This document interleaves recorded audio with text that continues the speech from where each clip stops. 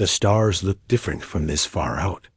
Captain Jake Morrison stood on the bridge of the New Horizon and watched the view screen show him a system he had never seen before. 3 planets circled a yellow sun that was smaller than Earth's. Sun. The planets were all different colors. One was red like rust. One was blue like water. The third one was green and brown with white clouds. Jake was 42 years old and had been flying ships for 20 years. He had black hair that was getting gray at the sides. His crew trusted him because he always brought them home safe. Today felt different, though. Today felt like something big was going to happen. Lisa Grant sat at the pilot controls. She was 35 with blonde hair tied back in a ponytail. She could fly anything with engines and had saved their lives more times than Jake could count. Her fingers moved over the controls like she was playing music.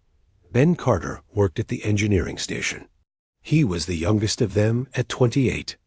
But he knew machines better than anyone. He had red hair and freckles and could fix anything that broke. Right now he was checking all the ship systems to make sure everything worked right. Amy Foster stood near the medical bay door. She was 33 with brown hair and kind eyes. She took care of everyone when they got hurt or sick. She also knew a lot about different kinds of life forms they might meet out here. Ryan Blake sat at the communications station. He was 37 with dark skin and a calm voice. He could speak 12 different Earth languages and was learning how to talk to aliens if they ever met any. He wore headphones and listened to signals from space. The New Horizon was not a big ship, but it was fast and strong. It had been built to explore new star systems and look for signs of life. Jake and his crew had been out here for 8 months. Already, they had found some interesting rocks and gases, but no aliens yet. Jake walked over to Ryan's station. "Anything out there?" he asked. Ryan shook his head. "Just the usual background noise. Wait." He put his hand up and listened harder. "There's something. It's very faint, but it's not natural. Someone is using technology out there." Jake felt his heart beat faster. "Where is it coming from?" Ryan worked with his instruments for a minute. "The third planet. The green and brown one. The signal is artificial for sure." Lisa looked back from her pilot's seat. "Should we go take a look?" Jake thought about it. This was what they had come out here to do. Find new life. Make contact. Learn about the universe. But it was also dangerous. They had no idea what kind of aliens they might meet. "Take us closer," Jake said, "but keep us ready to run if we need to." Lisa's hands moved over the controls, and the New Horizon began moving toward the third planet. As they got closer, the signal got stronger. Ryan put it on the speakers so everyone could hear it. It sounded like music, but not like any music humans made. Ben looked up from his station. "Captain, I'm reading some kind of energy signature. It's big, really big." Before Jake could ask what he meant, the space in front of them started to shimmer. Like heat waves. Then a ship appeared. It was not like any human ship. It was long and curved like a sword. It was black with silver lines that glowed. It was at least 3 times bigger than the New Horizon. "Oh my," Amy whispered. The alien ship moved toward them slowly. Jake could see it had weapons, lots of weapons. But it was not firing yet. Ryan's equipment started making noise. "They're trying to talk to us," he said. His hands moved fast over his controls. "I think I can make our computers talk to their computers." "Do it," Jake said. The view screen flickered and then showed the inside of the alien ship. Jake saw a creature that looked like a giant insect, but walked on 2 legs. It had 4 arms, and its skin looked like armor. Its eyes were big and had many parts, like a fly's eyes. When it spoke, its voice sounded like metal scraping metal. "I am Commander Zarafik of the Kethmori Empire," the alien said. "You are in our space. Identify yourselves." Jake stepped forward. "I am Captain Jake Morrison of the Earthship New Horizon. We come in peace. We are explorers looking for new friends among the stars." The alien made a sound that might have been laughter, but it was not a happy sound. "Friends, how amusing. Your primitive vessel will surrender immediately. You will be taken to our world for processing." "Processing?" Jake asked. "What does that mean?" "It means you will work for the Empire until you die," Zarathik said. "All inferior. Species serve their betters. This is the natural order." Jake felt anger rise in his chest. "We're not inferior to anyone, and we're not surrendering." The alien's big eyes seemed to focus on him more carefully. "You refuse to submit. Interesting. It has been many cycles since we met a species so foolish." "We're not foolish," Jake said. "We're just not slaves." Zarathik made that metal scraping sound again. "You will learn."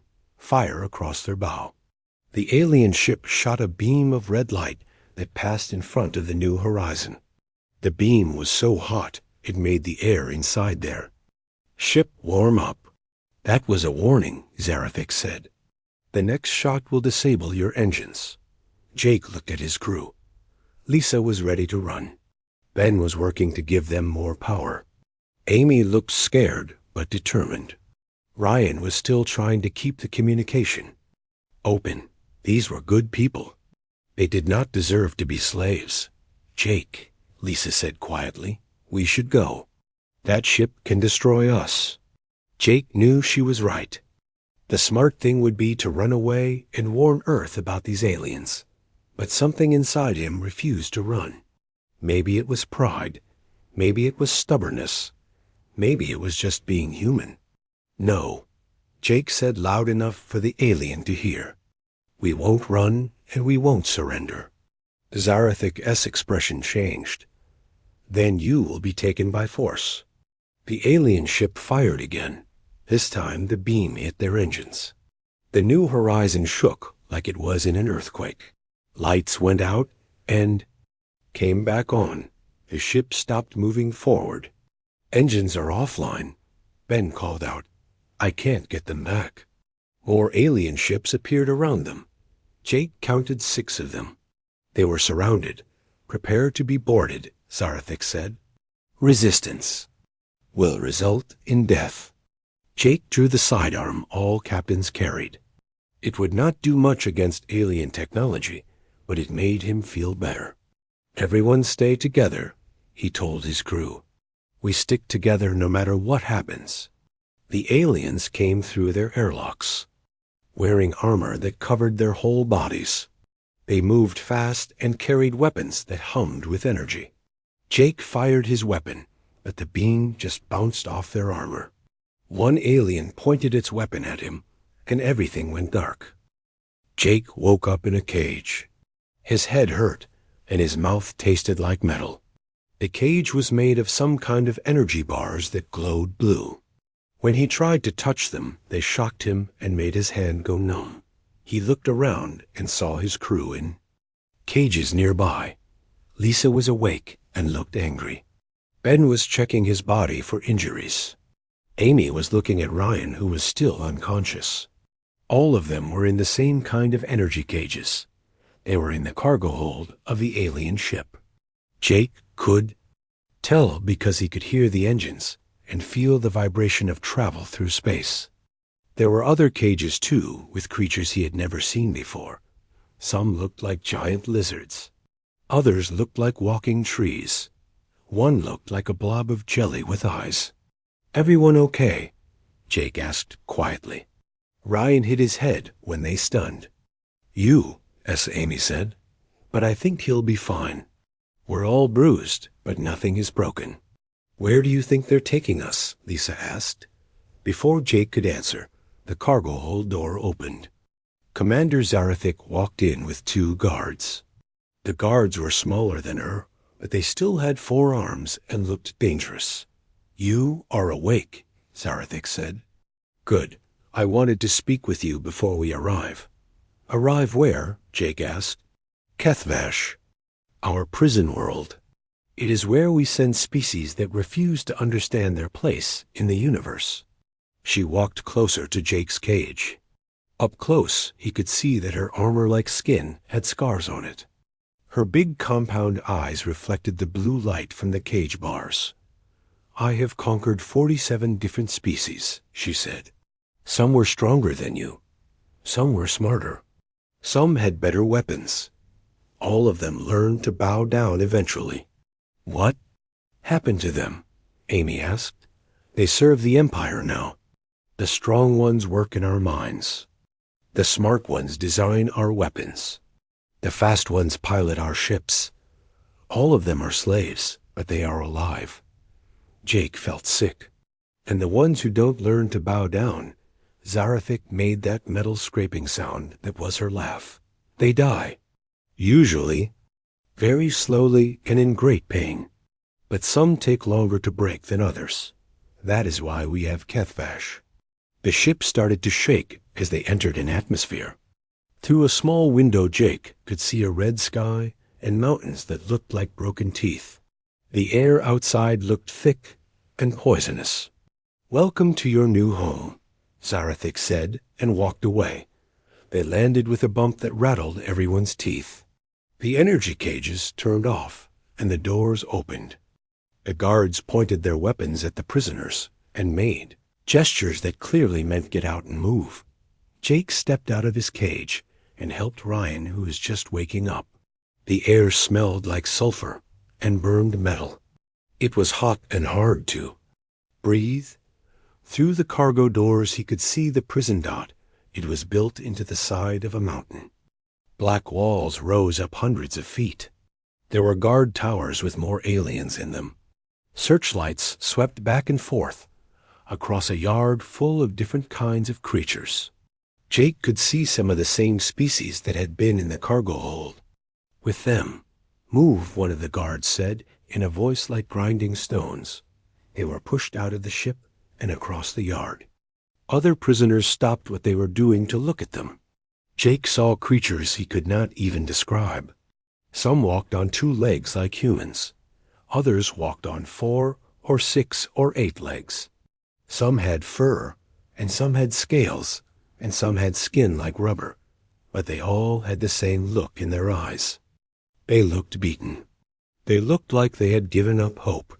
The prison building was even worse inside than outside.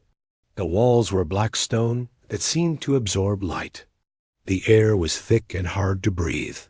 Water dripped from the ceiling and made puddles on the floor that steamed.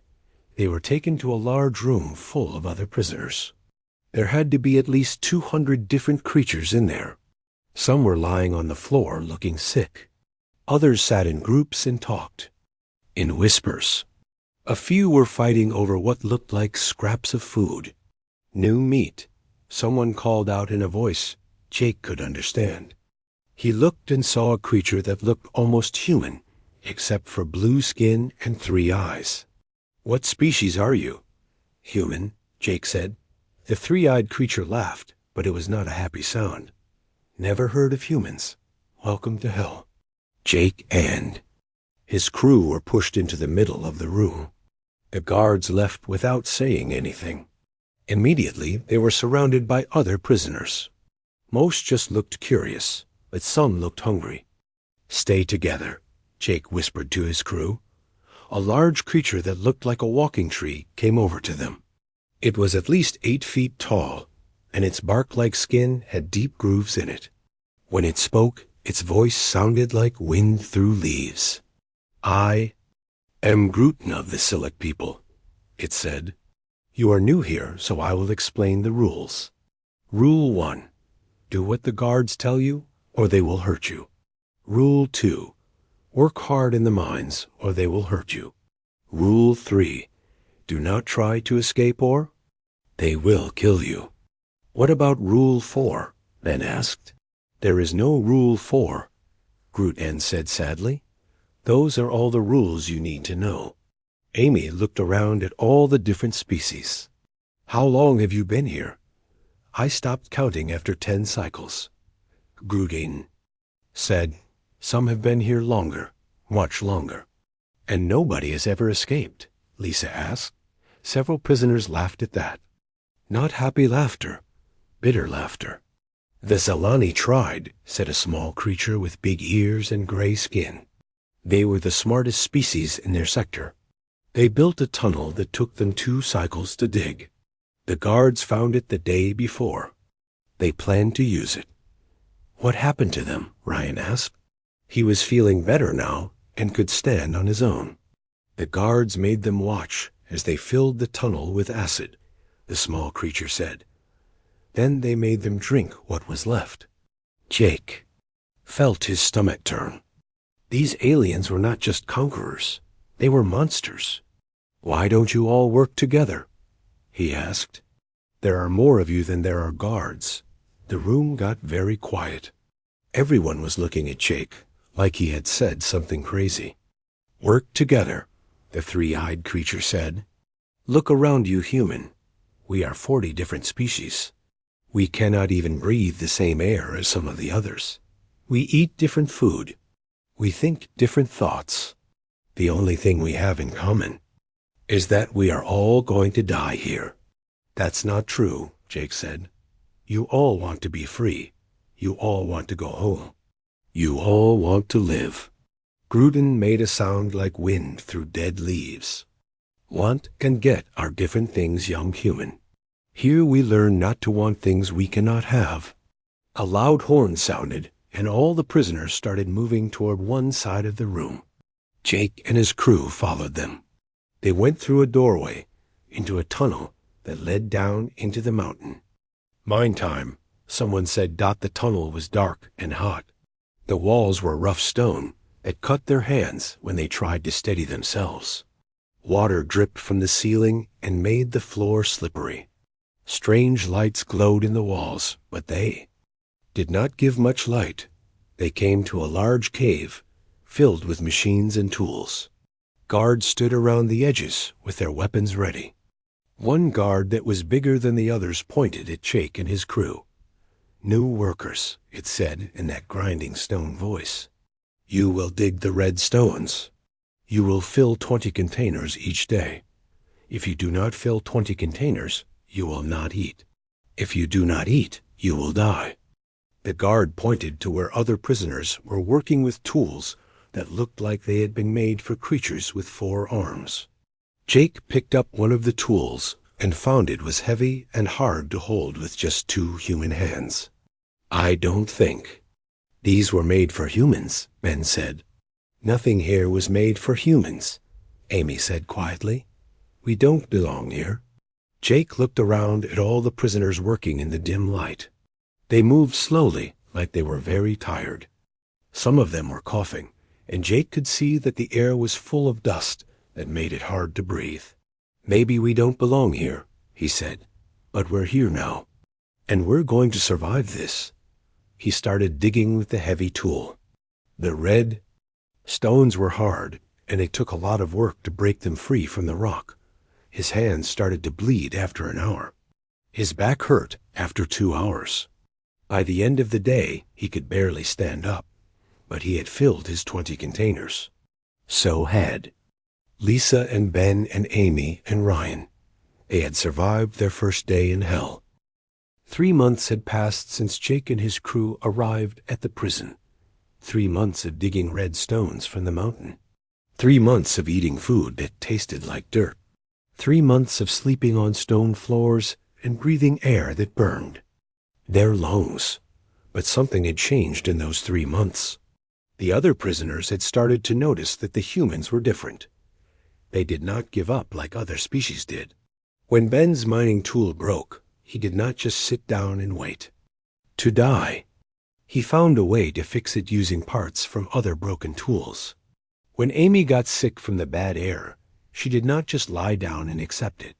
She found plants growing in the cracks of the walls that helped her breathe better.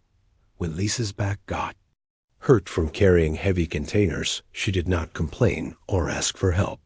She found a different way to carry them that did not hurt as much. When Ryan could not understand what some of the guards were saying, he did not just ignore them. He learned their language so he could help other prisoners understand the orders. Jake never stopped looking for ways to make things better for everyone. He organized the prisoners so they could help each other. He made sure the sick ones got extra food. He settled fights before they got too bad. He made people hope when they had forgotten how to hope. The guards noticed too. They started watching the humans more carefully. Commander Zarathik came to visit the prison more often than she used to. She would stand on a platform above the mining caves and watch Jake work. "That one is different," she told the head guard one day, "the human leader. He does not break like the others." "Give me time," the head guard said. "I will break him." "No," Zarathik said, "I want him alive. I want to understand what makes him different." On this day, things were different. Instead of going to the mines, the prisoners were taken to a large circular room with high walls. Jake had heard about this place, but had never seen it. It was the arena where prisoners fought for the entertainment of their captors. Seats rose up all around the circular floor. Kethmori officers sat in the seats and watched as guards pushed prisoners onto the sandy floor of the arena. Some of the Kethmori were eating food and drinking from golden cups. Others were making bets on which prisoners would live and which would die. Jake saw Crixto being pushed toward the center of the arena. Crixto was one of the Zelani people. He was small with gray skin and big ears, and was probably the smartest creature Jake had ever met. But he was not strong, and he was not fast. In the arena, those were the only things that mattered. Across from Crixto, a huge creature was being pushed out of another entrance. It was a Gorvuk warrior. Jake had seen them before in the prison. They were 9 feet tall and had muscles like stone. Their skin was thick like armor, and their hands ended in claws that could cut through metal. This one looked especially mean and had scars all over its body from previous fights. The crowd of Kethmori started making noise. They were excited to see the small, smart creature get torn apart by the big, strong one. In the viewing box above, the arena, Jake could see Commander Zarathik watching with her compound eyes glittering. A horn sounded, and the fight began. The Gorvuk warrior charged across the sand, roaring like thunder. Crixto tried to run, but there was nowhere to go. The arena walls were too high to climb, and there were no places to hide. Jake watched as the big warrior got closer and closer to the small Zelani. Crixto fell down in the sand and covered his head with his arms. The Gorvuk raised his clawed hands above his head, ready to strike the killing blow. "Stop!" Jake shouted. Everyone in the arena turned to look at him. The Gorvuk warrior stopped with his claws inches from Crixto's head. The Kethmori in the seats started making angry noises. This was not supposed to happen. "I will fight in his place," Jake said loudly. The arena got quiet. Commander Zarathik stood up in her viewing box and looked down at Jake with all of her eyes.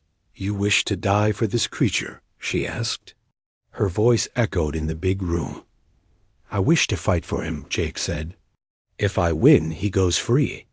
And if you lose, then you have the same dead Zelani you are going to have anyway, plus 1 dead human." Zarathik made her metal scraping laugh. "Interesting. Very well human. But you will not fight the Gorvuk. That would be too easy for you. Guards, bring out the Thrak beast." Jake felt his blood turn cold. He had heard stories about the Thrak beast. It was not from any planet.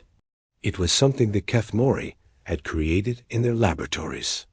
It was twice as big as the Gorvuk warrior and had 3 heads with teeth like swords.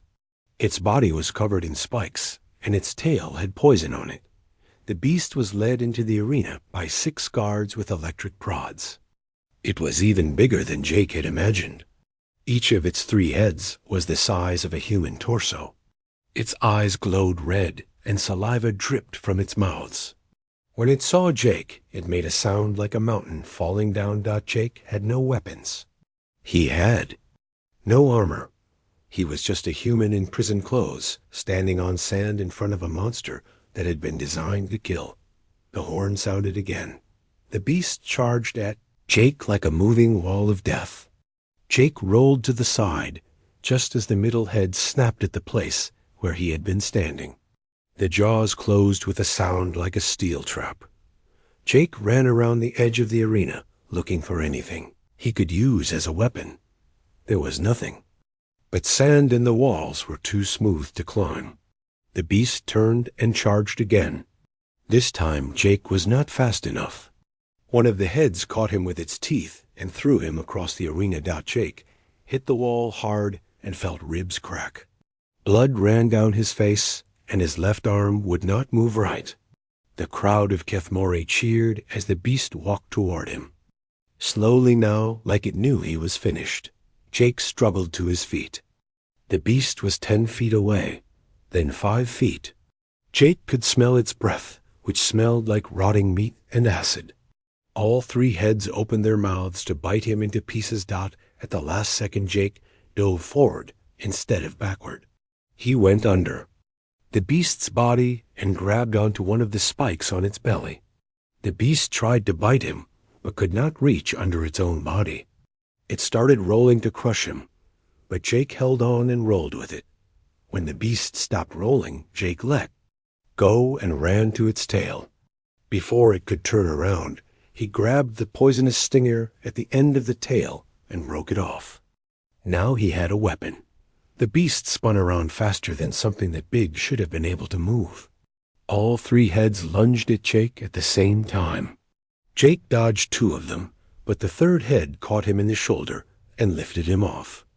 The ground. Jake drove the poison stinger into the eye of the head that was holding him. The beast screamed and dropped him. Jake rolled away as the wounded head thrashed back and forth, spraying blood on the sand. The other 2 heads were still trying to kill him. Jake was getting tired and losing blood. His broken ribs made it hard to breathe. But he was still alive, and the beast now had only 2 heads that could fight. Jake ran to the other side of the arena. The beast followed him, but it was moving slower. Now, the head with the wounded eye was hanging down and not moving much. Jake waited until the beast was close, and dove between its legs again. This time, he used the poison stinger to cut the tendons in the beast's back legs. The beast fell down with a crash that shook the whole arena. Jake climbed onto its back and drove the stinger into the base of its skull, where all 3 heads met the body. The beast shuddered once and then was still. Jake stood on top of the dead monster, breathing hard and bleeding from a dozen wounds. The arena was completely quiet. No one could believe what they had just seen. A human with no weapons and no armor had killed a Thrak beast using only his brain and his refusal to die. Commander Zarathik came down from her viewing box and walked onto the arena floor. She moved slowly around Jake, like she was studying some new kind of animal. Her 4 arms moved in gestures that Jake could not understand. "Remarkable," she said finally. "You are smaller than the Gorvek. You are weaker than the Thrak beast. You have no natural weapons and no armor. Yet you won." Jake wiped blood from his eyes. "I won. Crixto goes free. The Zelani will return to the general population," Zarathik agreed. "But you interest me, human. I have been watching you for 3 months. You do not break like other species. You do not give up when any reasonable creature would surrender." She walked closer until she was standing right in front of him. Jake could see his reflection in her compound eyes. "I have conquered 47 different species," she said. The Gorvak were the strongest fighters in their sector. They had won every war for 10,000 years. But when we defeated their fleet, they knelt down and begged for mercy. Jake said, "Nothing. The Yelani could read minds and predict the future," she continued. "They knew we were coming years before we arrived. But when we landed on their world, they offered to serve us if we would spare their children." Jake still said nothing. The Threks had technology that was almost as advanced as ours. They had weapons that could destroy planets and ships that could travel between stars in minutes. But when we captured their leaders, they told us all their secrets and helped us conquer their own people. Zarathik leaned closer. Jake could smell something like metal and ozone coming from her skin. Every species we have ever met learned the same lesson eventually. Resistance is futile. Submission means survival. Fighting back only brings pain and death. Every species learns to run when they see us coming. She paused and looked. Jake stood in the arena covered in blood and sand. His ribs were broken, and his shoulder was torn open from the beast's teeth. Every breath hurt, and he could taste copper in his mouth. But his eyes were clear and steady as he looked up at Commander. Zara single quotes THEK dot. The alien commander towered over him with her 4 arms and compound eyes that reflected the arena lights. Around them, the crowd of Kethmori waited in silence to hear his answer. In the prisoner section, Jake could see his crew watching him. Lisa looked scared. Ben looked angry. Amy looked like she was trying not to cry. Ryan was taking notes in his head like he always did. Jake also saw all the other prisoners from dozens of different species. They were all watching him too. Some looked curious. Some looked hopeful. Most looked like they expected him to break down and beg for mercy like everyone else. Jake wiped blood from his mouth with the back of his hand. When he spoke, his voice was quiet, but it carried clearly through the silent arena. Because someone has to stay and turn off the lights. Zarathik pulled back like he had hit her. What does that mean? Jake looked around at all the faces watching him. Alien faces from species he had never heard of before he came to this place. Faces that had forgotten what hope looked like. Faces that had learned to accept the unacceptable. You want to know why I don't run? Jake said louder so everyone in the arena could hear him. I'll tell you why. Because I've seen what happens to the species that do run. He pointed to the prisoner section. Look at them. Look at what's left of all your mighty conquests. The Garvek warriors, who were so strong they never lost a war. The Yelani, who could see the future. The Threks with their planet-killing weapons. Where are they now? Jake started walking slowly around the arena floor as he talked. His movement drew every eye to him. They're here, in cages, working in mines until they die. Their strength and their technology and their predictions didn't save them because they all made the same mistake. They thought survival was more important than freedom. Zarathik's voice had an edge to it now. Survival is the only thing that matters. The dead cannot fight. You're wrong, Jake said. The dead can't fight, but the living don't always fight either. Look around you. How many of these prisoners are fighting right now? They're alive, but they might as well be dead. Jake stopped walking and stood in the center of the arena. Blood was still running down his face, but he ignored it. You asked me why I don't run. Here's why. Every species you've conquered had something to lose. Their worlds, their families, their civilizations. They ran because they thought maybe if they surrendered some of their people would survive. Maybe if they served you, their children would be safe. Maybe if they gave you what you wanted, you would leave them alone. Jake's voice was getting stronger, even though his body was getting weaker. But that's not how it works, is it? You don't leave anyone alone. You don't keep bargains with inferior species. You take everything, and then you take more. The Gorvek who surrendered to save their families got to watch their families die anyway. The Yelani who served you to protect their children got to see their children turned into slaves. The Threks who gave you their technology got to watch you use it to destroy other worlds. Murmurs started in the prisoner section. Jake could see some of them nodding. They remembered. They had lived through it. So you want to know why I don't run? Jake continued. Because running doesn't work. Surrendering doesn't work. Serving you doesn't work. The only thing that works is making you pay a price so high that you think twice before you do this to someone else. Zarathik made her metal-scraping laugh, but it sounded forced now. You cannot make us pay any price human. You are one small creature on one prison world. Even if you kill every guard here, it will not matter. We will send more guards. We will send soldiers. We will burn this entire planet to ash if we have to. You're right, Jake said. I probably can't stop you. But I can make sure you remember us. I can make sure that when you think about conquering the next species, you remember what it cost you to break this one.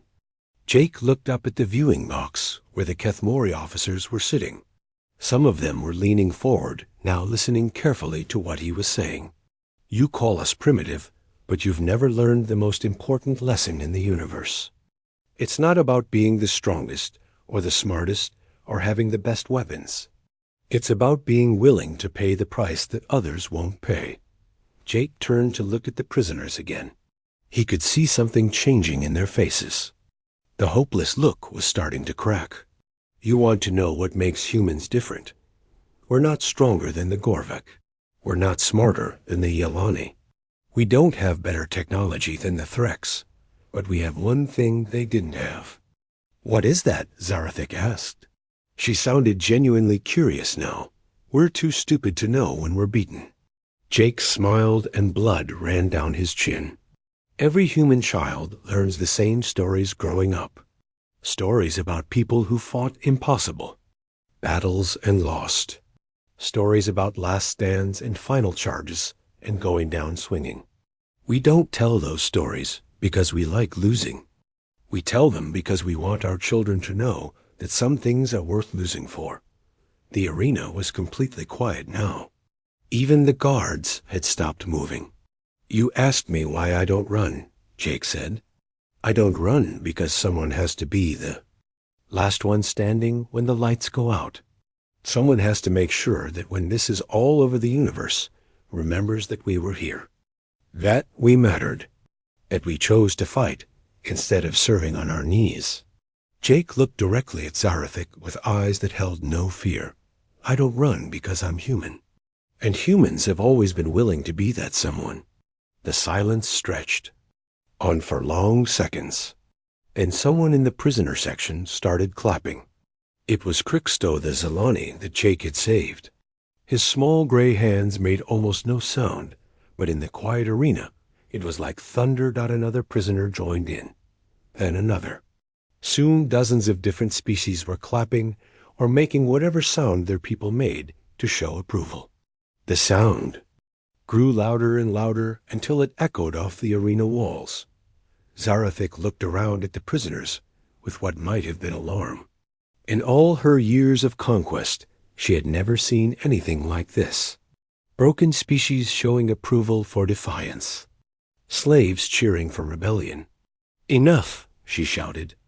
Guards moved in with electric prods to stop the noise. But as soon as they stopped one group, another group started.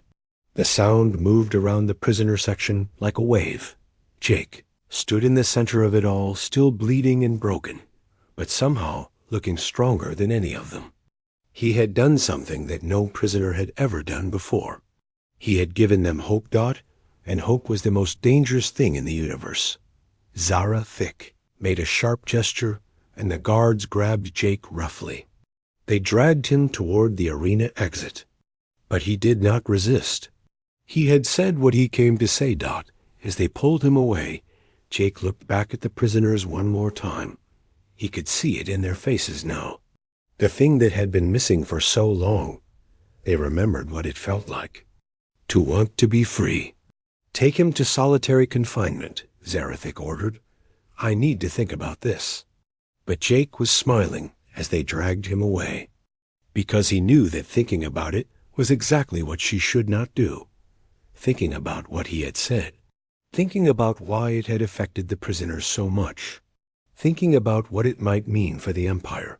Some ideas once planted could not be removed. And the idea that maybe surrender was not the only option was about to spread through this prison. Like wildfire. Jake had lit a match in a room full of gasoline. Now all he had to do was wait for someone else to fan the flames.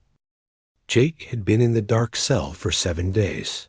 The cell was so small he could touch both walls if he stretched out his arms. There was no light and no sound except for the drip of water somewhere in the darkness. They fed him once a day by sliding. A bowl of thin soup through a slot in the door, but Jake was not alone in the darkness. He had his thoughts and his memories, and most importantly, he had the knowledge of what was happening outside his cell. He could feel it like electricity in the air. Change was coming. On the 8th day, the cell door opened. Jake squinted as light hit his eyes for the first time in over a week. Commander Zarathik stood in the doorway with 4 guards behind her. She looked different, more tense. Her compound eyes moved constantly, like she was watching for threats. "Come with me," she said. They walked through corridors Jake had never seen before. These were the administrative sections of the prison where the Kethmori officers worked. The walls were clean, and the air was cool and fresh. It was like being in a different world from the prisoner areas. They stopped at a window. That looked out over the main prisoner yard. Jake could see hundreds of aliens down there going about their daily routines, but something was different. They were standing straighter, moving with more purpose, and they were talking to each other more than usual. "Look at them," Zarathik said. "Ever since your little speech in the arena, they have been different. Work productivity is down 30%. There have been 17 fights between prisoners and guards. Yesterday, a group of Threx engineers tried to sabotage the mine equipment.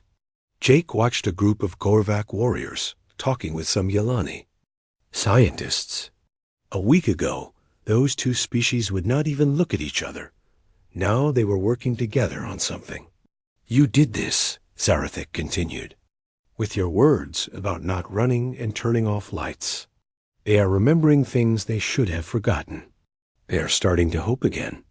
"Hope is not a crime," Jake said. "Hope is the most dangerous crime there is," Zarathik snapped. "Hope leads to rebellion.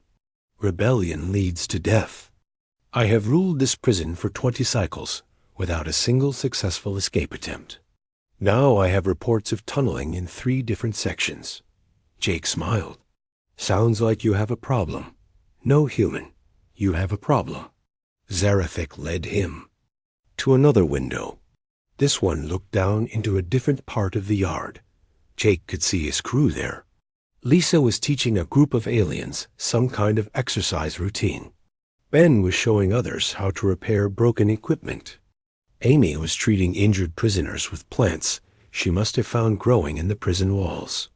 Ryan was in the middle of a large group that seemed to be learning human language. "Your people are spreading your poison too," Zarathik said. "The pilot is teaching combat techniques. The engineer is showing them how to build weapons from scrap metal. The doctor is keeping rebels healthy when they should be dying from their injuries. The communications officer is helping different species talk to each other." Jake felt proud watching his crew. They had understood his message and were doing their part to spread it. "You could stop this," Zarathik said. "Tell them that you were wrong. Tell them that resistance is hopeless. Tell them to obey their guards and accept their fate. Do this, and I will move you to a better section of the prison. You will have real food and clean water and medical care.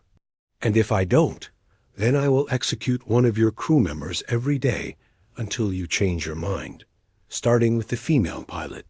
Jake turned away from the window to look at Zarathik directly. "You're scared. I am not scared of primitives." "Yes, you are. You're scared because for the first time in your career, you're seeing something you don't understand. You've conquered species that were stronger than you and smarter than you and better armed than you. But you've never conquered a species that refused to stay conquered." Jake walked closer to her. The guards raised their weapons, but Zarathik held up a hand to stop them. "You want to know what's really happening out there?" Jake continued. It's not just hope. It's not just remembering what freedom feels like. It's something much more dangerous than that. What? They're learning to be human. Before Zarathic could. Respond alarms started sounding throughout the prison. Red lights flashed, and automated voices spoke in the Kethmori language. One of the guards touched a device on his wrist and listened to a report. "Commander," the guard said, "Section 7 has been breached. The prisoners have broken through the outer wall." "Impossible," Zarathic said. "That wall is 20 feet thick." "They used explosives made from mining chemicals," the guard reported. "The Threx engineers and human engineer worked together to build them." More alarms started sounding from different parts of the prison. Zarathic's 4 arms moved in agitation as reports came in from all over the facility. Section 12 is requesting backup. Prisoners have taken control of the armory. Section 3 reports organized resistance. Gorvik warriors are leading. Coordinated attacks on guard posts. Medical Bay has been overrun. The human doctor and Yelani healers have turned it into a treatment center for wounded rebels. Jake watched Zarathic's expression change from confidence to concern to something approaching panic. This was not how prison riots were supposed to work. Prisoners were supposed to fight each other, not the guards. They were supposed to be disorganized and desperate, not coordinated and strategic. "How are they communicating?" Zarathic demanded. "We monitor all their conversations." The human communications officer taught them sign language, another guard reported. "They are using hand signals we do not understand." The prison shook as explosions echoed through the walls. Through the windows, Jake could see smoke rising from several different areas. What had started as scattered resistance was turning into a full revolution. "Stop this," Zarathic said, turning back to Jake. "Order them to surrender, and I will spare your crew." Jake shook his head. "I can't stop this even if I wanted to. This isn't about me anymore. This is about them remembering who they used to be. Before you broke them, then they will all die. Maybe, but they'll die free." The door to the room burst open, and Lisa came running in, followed by Ben and Amy and Ryan. They were dirty and bloodied, but their eyes were bright with excitement. Behind them came Crixto and Grutan, and dozens of other aliens that Jake recognized from the prison. "Jake," Lisa called out. "Are you okay?" "I'm fine," Jake said. "How did you find me?" "Crixto hacked their computer system," Ben said, grinning. "Turns out all that Zilani intelligence is good for something after all." "The whole prison is rising up," Amy added. "Every species is working together. It's incredible." Zarathic backed toward the window as more and more freed prisoners poured into the room. Her guards raised their weapons, but they were vastly outnumbered now. "This is not possible," she said. "You are 47 different species. You cannot work together. You have different biologies and different needs and different goals." "That's where you're wrong," Jake said, walking toward her. "We do have different biologies and different needs, but we all have the same goal now." "What goal?" "Freedom. And the chance to make sure you never do this to anyone else." Gruden stepped forward. The tree-like alien looked bigger somehow than he had in the prison yard. "Commander Zarathic, you are now our prisoner." "You cannot hold this facility," Zarathic said, but her voice sounded less certain than before. "The Empire will send ships. They will send soldiers. They will reduce this entire planet to rubble before they let you escape." "Let them come," said a voice from the doorway. Jake turned and saw more aliens entering the room, but these were not prisoners. These were wearing the armor and carrying the weapons of Kethmori guards. "Who are you?" Jake asked. The lead figure removed his helmet, revealing a face that looked like Zarathic's, but younger, and with scars across the compound eyes. "I am Kethmer, brother to Zarathic. I have been watching this facility for many cycles, and wondering when someone would finally do what should have been done long ago. Traitor, Zarathic hissed. No, sister. Revolutionary. This human showed. You was something we had forgotten. That strength comes not from making others kneel, but from helping them stand up. Kethmer turned to Jake. My forces control the orbital platforms around this world. Your revolution has spread beyond this prison. Word of what happened here has reached other worlds. Other prison facilities are rising up. The Empire is facing rebellions in 12 different sectors. Jake felt dizzy. What had started as one human refusing to surrender had become a galaxy-wide uprising. What happens now, he asked. Now we rebuild, Kethmer said. We create something better than an empire built on slavery and fear. We create an alliance of free species working together. Jake looked around the room at all the different faces. Aliens from dozens of worlds, all looking at him with something he had never expected to see. Respect, gratitude, hope. There's something I need to know, Jake said to Zarathic. My ship. The New Horizon. Where is it? In the orbital shipyard, she said reluctantly. We were studying your technology. Good, Jake said.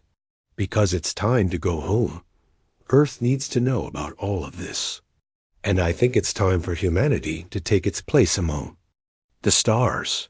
Not as conquerors, Crixto added. Not as slaves either, Ben said. As equals, Amy finished. Jake nodded. As equals who refuse to run when the lights are going out. Outside the window, the red sun of Kethfash was setting. But for they. First.